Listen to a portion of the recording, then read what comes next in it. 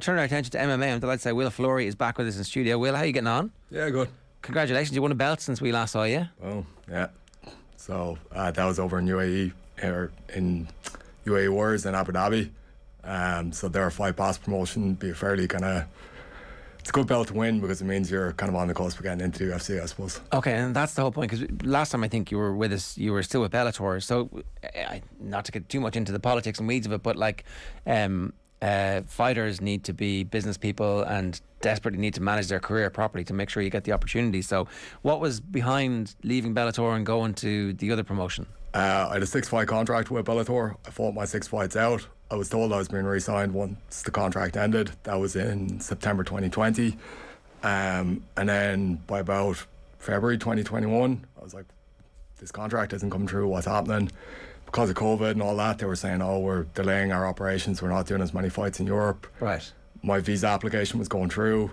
They were like, pending your visa application, we'll send you the contract. And then about a month later, I found out, oh, we're not re-signing you directly, but we're still very open. If we're coming to Europe, we'll be working with you. And then eventually it kind of became like, we're not re-signing you. Right. Now, to be honest, at the time, I was kind of happy about that nearly, because it opened up I wasn't tied to a contract anymore. I thought, I'm a free agent now. You know, I've done well in my contract. I can go out and put myself on the free market and there's going to be opportunities there. There wasn't, because of COVID, basically. So 2021 was tough. You know, it took a long time for anything to happen, basically. So a fighter with no fights, basically. Right. That was pretty much the position most people were in, yeah. We were just talking to Nicholas Roach a little bit earlier on, and the quote that sprung to mind was, athletes die twice, once when they lace up for the last time and once when they actually die. You're in the middle of your career, you think, and it's like, you know, your identity is definitely bound up in this. So what was that like? So, like, to be honest, when the original lockdown happened, I thought it was going to be a bit of that as well. But I managed to fight 3 times in 2020, and I still fought once in 2021. It was a year gap. I think it was September 2020 to September 2021 I didn't fight, but it was tough. Like, I was lucky in a way because I had a bunch of young lads who were coming in training with me every morning, and I had a really good coach who was coming in with us every morning, so we were still progressing. And in a way, that period of time was massive for progressing as, you know, a fighter. But you need the purpose, you need the fight, you need the thing, you know, it's what keeps you alive. Like, so that was tricky, yeah. Is there any way that you can bank that now as something that makes you plan for life after fighting? Sort of, yeah. Look, you're definitely, like, I've always had an awareness this isn't going to last forever. It's a very short window, obviously. But at the same time, it's kind of made me hungrier to make the most of the window that I do have. And it's been frustrating to not be able to make the most of that window. So that's the low point. When do you start having conversations with the other promotion? So I fought after the Bellator contract ended, I kind of put myself out there. I got on to every promoter I knew. I got a lot back, but everyone's saying, oh, we're waiting on authorization to do this and we're planning on doing this during the summer. Very little of that actually happened. And then one guy he's a Polish promoter, but it was in Bulgaria, he was doing the event. So I managed to get a fight on that event in September of 2021.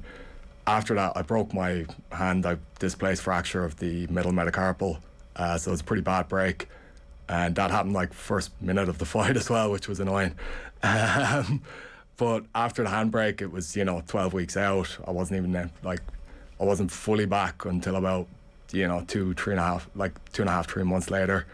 And then it became a thing of like Christmas, there's no fights in January. Yeah. So it was all about what's going to happen in February. And I was on to a couple of different management crowds. I signed with OTB SPORTS. They seemed the most kind of consistent and they seemed the most honest. And they were like, yeah, we can do things, but you're not young. And, if you do well, we can get you in. So they got me a title shot straight away in UAE Wars, which was a great fight to get. I smashed it. So I'm on the cusp now. And so on the cusp means that's a kind of feeder tour essentially for basically, UFC. Yeah.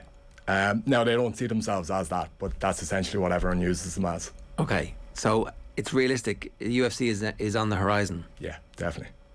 And I'm not the only one. There's a few of us in Irish MMA who are right on the cusp. Right, and what does on the cusp mean? How do you teeter over? See, a lot of it is management. A lot of it is like who you know and how they're going to get you in.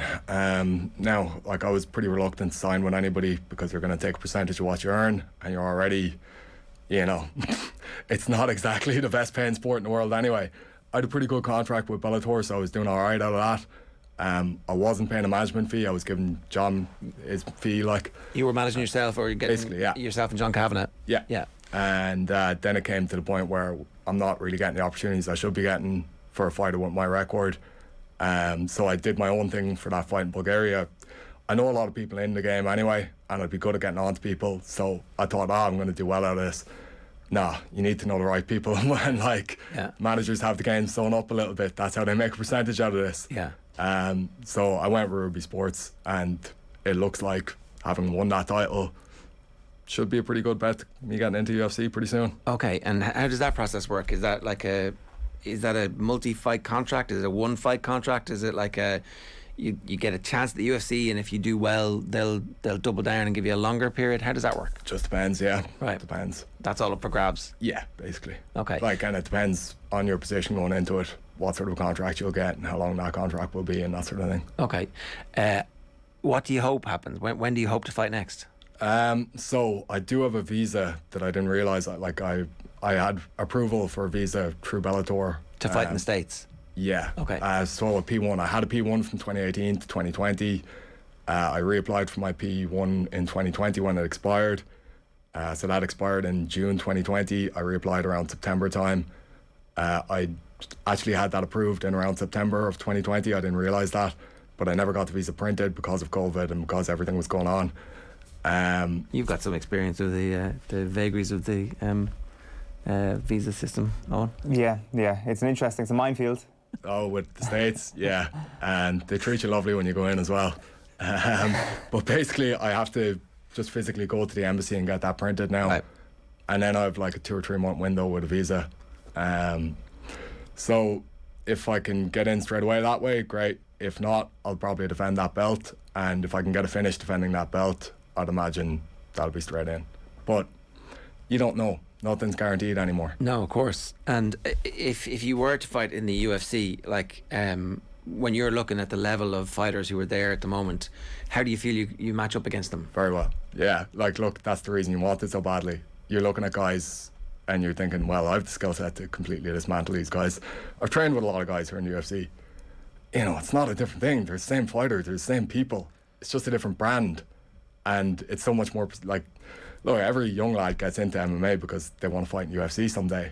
That's still always been my dream, and I suppose I feel like I owe it to myself to go and give myself a legacy, because Bellator wasn't really that, and that's no insult to them. You know, they did a great job. They paid well. They're weird promotionally. They're looking for kind of like fake superstars, and it just doesn't work. Whereas with UFC, if you're legit enough, you go in and prove it. And they'll give you the opportunity as long as you're legit enough. So this is my chance to go and prove that. But was the UFC on that trajectory as well for a while, the creation of fake superstars, and have they gone more legitimate, to use that phrase? There's always been a bit of both. Right. So like, you look at, they tried to bring like our CM Punk, and they have other guys coming in that they're kind of protecting. But in general, after 1 or 2 fights, you're going to get to a point where you're going to have to be pretty good. Otherwise, you're going to be found out. And say even the likes of Sage Northcutt, he was a guy who was like really touted coming in, looked incredible, like serious athlete, had like some very fancy kicks, and they got him in and they got a few grapplers and they absolutely smashed him, and he got caught fairly quickly after that, and he fights for a different crowd now. So if you're not good enough, you won't last. And that's always kind of been, they'll bring you in, they'll use you for a little while, and then you'll get thrown to the wolves, and if you're not able to deal with that, best luck. I guess from Bellator's point of view then as well, there was, from your perspective, some really high points. Like, I mean, I remember watching you there right before the pandemic in the 3 Arena when you had that win. Like, those sort of moments, to get to another point where you can experience that now and get that adrenaline rush, how important is that? Huge, yeah. But, like, I kind of want to surpass any of that. There was some very special nights in the 3 Arena, and, like, it was a good buzz. But it's about kind of, look, are you one of the best in the world? And that's always what I wanted to prove. So fighting in the 3 Arena, yeah, it's incredible. It's an unbelievable atmosphere. But you can win a fight in the 3 Arena and it doesn't mean you're a class fighter. I want to go out there and prove that, no, I'm going to achieve way more than anyone in Irish MMA ever thought I could. Like, can I ask, when you are a fighter without a fight, what's motivating you when you're going into training every day? That knowing that you're going to have a fight someday. And even, say, mid-pandemic there, where it was fairly obvious you weren't, it's kind of that desire to just get better. Like, you're competing against other lads every day anyway. So if you have someone who can give you trouble, you kind of want to go back in the next day and get an edge and, you know, work on that tool that's going to be able to stop that guy giving you trouble. There's always little things you can find motivation in, and some of it is just like, well, I love doing it. And, you know, if you feel like you're progressing in anything, you're going to keep going back to it, and you're going to keep being kind of drawn back into the thing. So there was a few things I found over the lockdown that I was kind of getting a good bit better at, and I started to kind of nearly get hooked on it. And once you've got progress, you're hooked into it. Like, what kind of stuff? Sorry. So just like my hand speed was all like something I really wanted to work on. So I was doing all these drills at home, and it was just a need, like, I bought a little freestanding bag that moves around, and I was just working my hand speed a load. And that was just something I spent like 45 minutes, half an hour every day, kind of just tipping around with. And then I'd be going in. So we were fully shut down for a while, obviously, during 2020. But as soon as we were back doing a little bit, I was kind of meeting up with a lot of lads in the morning. We'd do a session before the session just because we only had the one window and we normally have the whole day to train. So it was just like a 2-hour window in the morning. So we'd go in early, we'd drill, we'd like move around with each other, and you'd feel like, oh, I'm getting that a little bit, I'm catching that a bit earlier. Or like even leg locks was something I worked a lot over the lockdown, and like you could feel your brain just knowing things eventually, where it's like, oh, this was conscious for ages, and now it's kind of a subconscious skill that you've acquired. Like, yeah, so that's the benefit of training. Is John Kavanagh still your coach? Yeah.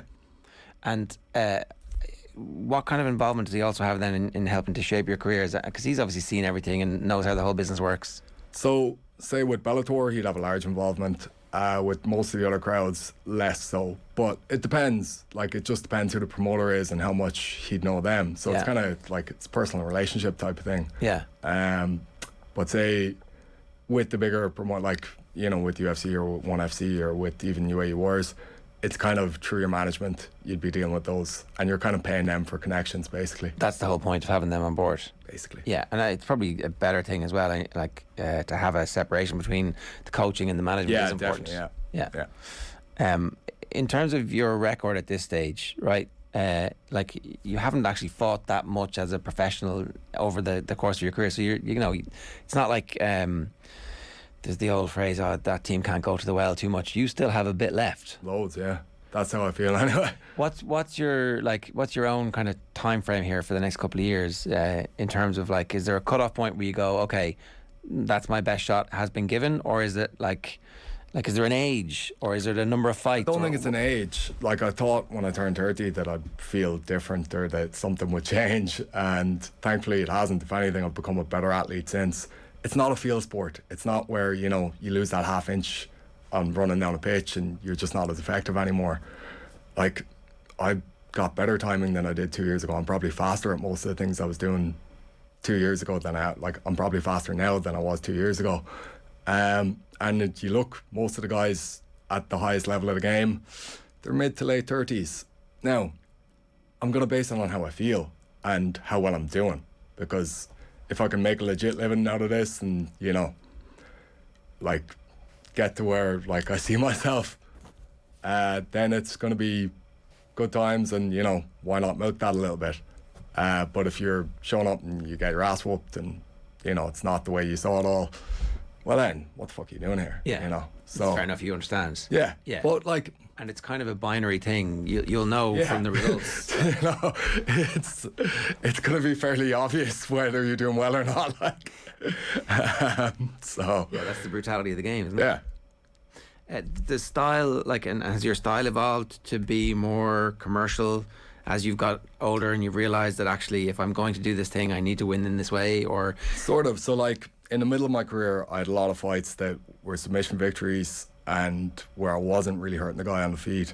My last 2 fights, like, I've dropped, I dropped the Bulgarian, like, in Bulgaria I dropped your man 3 times. In the last fight I dropped your man 3 times as well, so 6 times I dropped. Now, I didn't finish either of those guys, they were both decisions. I have the excuse of having a broken hand both times, but it is an excuse. There were still ways there, and I look back at those fights and I was like, there's still opportunities there. But I didn't get hit on the feet once in any of those fights. I dropped my opponent 3 times each.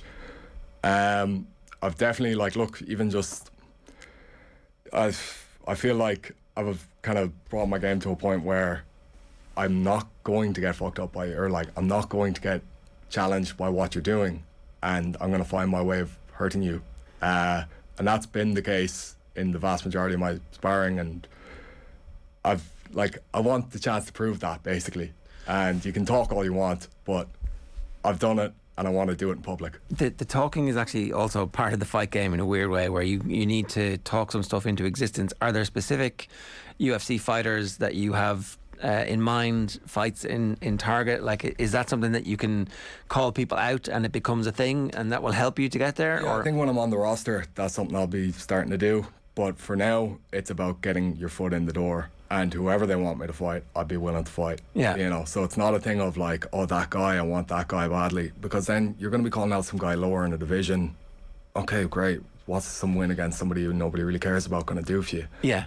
Get me in. Match me with whoever the hell you want to, and I'll smash that guy, and then we can start talking. Yeah. So otherwise, it's empty talk until it's real talk, and then it's real talk. Yeah. Yeah. And like, is there a time frame for that to happen? Is it when you say you're teetering in the brink? Is it like you'll know in the next month or two? I would hope so, but again, it's obviously an unlimited time. As in, like, what are you going to go and do in the meantime? Like, will I defend that belt in Abu Dhabi? If I have to, I will. Yeah. Go back, smash a lad there. Then you're in an even better position. Say if I get a title defence, they're talking to me about some Brazilian guy who's also 10-3. If I get a title defence against him and knock him out, I'm pretty much in, is the way I'd see it. But then, there's no guarantee either. No. So then maybe defend that belt again.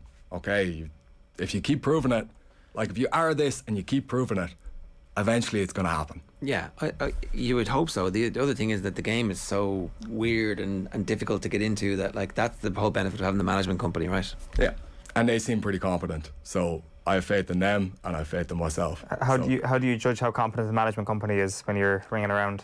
So I signed with these guys because the matchmaker with Brave, who I fought with years ago back in 2018, is now running part of this. Like, so he's the guy who I deal with on a daily basis, and he's an extremely competent. I know him personally, and he was one of the few people I met in MMA that I was like, well, he's a matchmaker, he's nothing to do directly with me, but I kind of trust him, because there's a lot of sketchy folk in this game. Like, just what I ask, like, it's kind of more he's the exception to the norm, basically, the competent guy. It's mostly incompetent people, or I wouldn't say incompetent, but like shady, and like, you know, you'll be used as a tool to get someone else where they want to be, and that sort of thing, you know. And like, that's life, that's everything in business, you know. But in a way, if you get somebody who you see as being honest, and who you know, look, this person's seen me do well in the past, they know what I'm about, they believe in what I'm in, and they'll work for it. So yeah. You said that it's great to win a fight at the 3 Arena, but it needs to mean something. It clearly felt like winning a belt in Abu Dhabi was something that means something for your career. So was that even more meaningful? Could you take in that experience? Yeah, it was class. Like, you know, I suppose having something physical as well. Like, you get a belt, and it was cool. Like, yeah. It's fucking pretty well made, and like, it's very heavy, and like, everyone I give it to is like, whoa. Yeah, it's a real thing. Yeah, that's nice, but it's satisfying for a pretty short period of time. Like, that's great. You've won this. Right, what's next? I can do so much more than that. Like, the guy who I beat, I'd already beaten. It kind of does take away that sense of achievement. Like, he's their light heavyweight champion as well, and the whole reason they started doing this is because they wanted him to come down and win 2 belts. Right. And I was like, well, do you think he's going to beat me? And I absolutely, like, I wasn't close at all. Like, but like, there's a satisfaction in that, but it's gone quickly. And I feel like I have a lot more in me, and I owe it to myself to go out and show that. Like, what's your selling point to the UFC when you're having those conversations? Is it that you can bring an Irish audience in the States? Is it like... I imagine it's my management more that are having those conversations, but more that, look, this guy will just give him any opportunity. And like, that seems to be how they work. If you're not coming in with a massive profile, which I'm not, like, let's be honest, you know, like, they don't really give a shit about me or care about what I am. But at the same time, I'm a legit fighter who'll show up whenever you want and fight and take on anybody. So it's kind of like, if there's a hole in a card, we can slot this guy into that hole. Then if you go in, you show what you can do. Oh shit, you're in the door. Yeah, that's how it works. You get one shot, one opportunity as the song goes. There you go. So how is the hand? Yeah, it's like there's a small fracture, and it's kind of like affecting the movement of my wrist more than actually my hand. So that'll, like, it's 4 weeks since the fight, or 3 and a bit weeks since the fight. I probably have another like 3-ish weeks of healing, and I can do quite a bit during that 3 weeks. Yeah. So I'd like, my last break was a lot worse. I was in cast for like. Is it the same break or is it a different break? No, totally different break. Okay, yeah. okay, well, that's good. Yeah, it is. Yeah, and like, you're unlikely to break the same bone twice if you let it heal properly, because the bone's going to be calloused. Like, you know, I had a huge lump in the middle of my hand from the callus of the last bone healing. Okay. So that's just a big block of bone. It's pretty unlikely you'll break that again, if you get me. Okay, so all is good in that front, and hopefully you'll hear in the next month, and then hopefully a fight in the next 3 months. Yeah, I'd like to fight during the summer, so say like kind of June, July, August time, and then again by the end of the year would be great. All right, well, we wish you the very best of luck, and maybe you could be the next Tipperary Person of the Year after that was Nobody's rooting Rachel Blackmore for a while now anyway. I don't think so. I think she's definitely going to be for the next couple of years. Maybe if they win All Ireland from this position and knock Limerick off their perch. Yeah. But you know, hold my breath. Well, a UFC belt might get you there. Yeah, hopefully. Well, best of luck with it. Thanks again for joining us in the studio this morning. A reminder, OTB